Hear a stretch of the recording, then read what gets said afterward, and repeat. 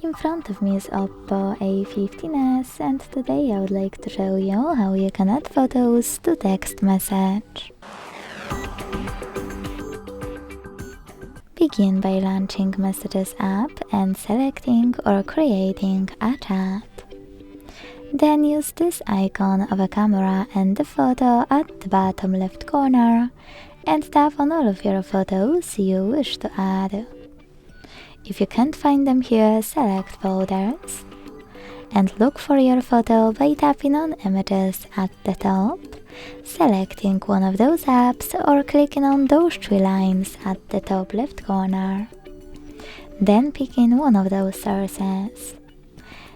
Either way, after finding your file, just hold it and tap on Select at the top right corner to attach it.